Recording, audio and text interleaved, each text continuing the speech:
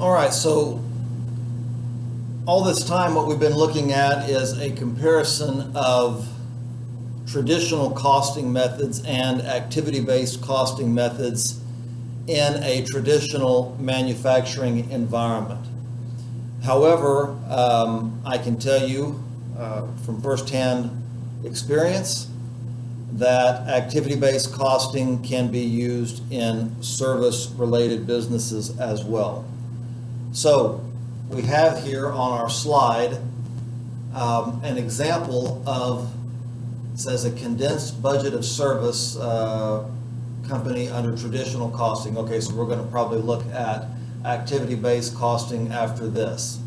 So let's see what we have here. Okay, very good. So it looks like we have, the first thing that we have is we have an annual budget for this CPA firm, check and double check. They've estimated revenues at $2 million and they've estimated direct labor at $600,000. Expected overhead costs are $1.2 million. Operating income is going to be $200,000. So using traditional costing and a single predetermined overhead rate, they have merely taken their estimated overhead of $1.2 million, divided that by the cost driver of direct labor, and they've come up with a percentage rate of 200%. That is, factory overhead, estimated factory overhead is 200% of direct labor. Okay? So this is the annual budget, all right? Now, what we're looking at here is a specific job that this company is performing. So they're going to do an audit of the Plano Molding Company, okay? Looks like they have charged the Plano Molding Company $260,000 to conduct this audit. So kind of a big audit, quite honestly. They have direct professional labor of $70,000. Okay, so this is direct labor, so we just take that right off the top. Now we're going to apply overhead based on direct labor costs. 200% times 70,000 is 140,000. So it looks like using a traditional costing method here, we have total costs of 210,000. An operating income of $50,000 for this audit. Okay? Looks like they're going to make $50,000 on this audit profit.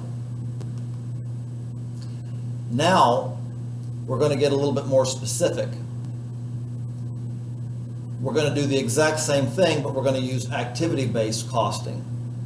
If you notice over here, we have some activity cost pools. It looks like we have 1, 2, 3, 4, 5, 6, 7, 8 cost pools. 2, 4, 6, 8. Yes.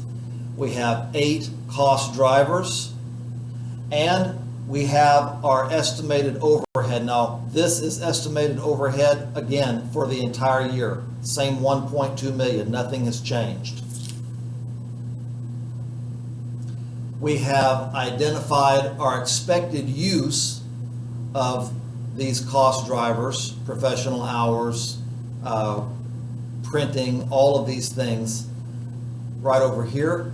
And so from that, we have determined overhead rates, 8 different overhead rates, in fact. We've got one that's $7 per hour. Looks like fringe benefits are 40 cents per $1 of labor, photocopying $1 per page, and so on. Okay? All right. So we should get more accurate information because we're using 8 activity pools rather than just 1. Okay? So now we move to this specific audit, just to this one audit for Plano Molding Company. We have our cost pools and our cost drivers, and then we have all of our items specific to this one job. Okay? multiplied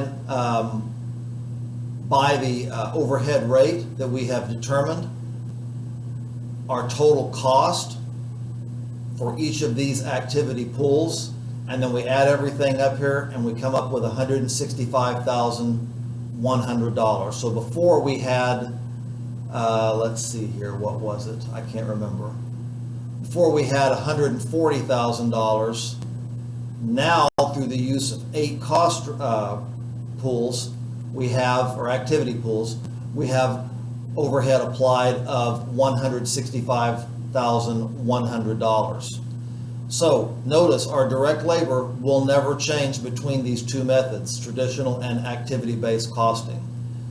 Operating income under traditional costing is $50,000. Under activity-based costing, $24,900, slightly less than half. And if we look at our profit margin, 19.2% here, 9.6% over here. So, what does that tell us? Well, it tells us a couple of things. Number one, I want you to notice that 19.2 is exactly double 9.6. You take 9.6 twice on your calculator, and you will come up with 19.2. So there's a massive difference. That's what happens when we use 8 cost drivers as opposed to 1. The other thing this company has to decide now is, since this is going to be a more accurate figure, more than likely, for operating income, is $24,900 enough?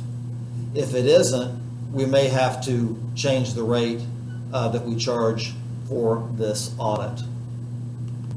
Okay, after that you've got some review slides. They are strictly a review of everything that we've already covered in the chapter so far. So I'm going to stop this video now and I will let you go over those slides from the static PowerPoint.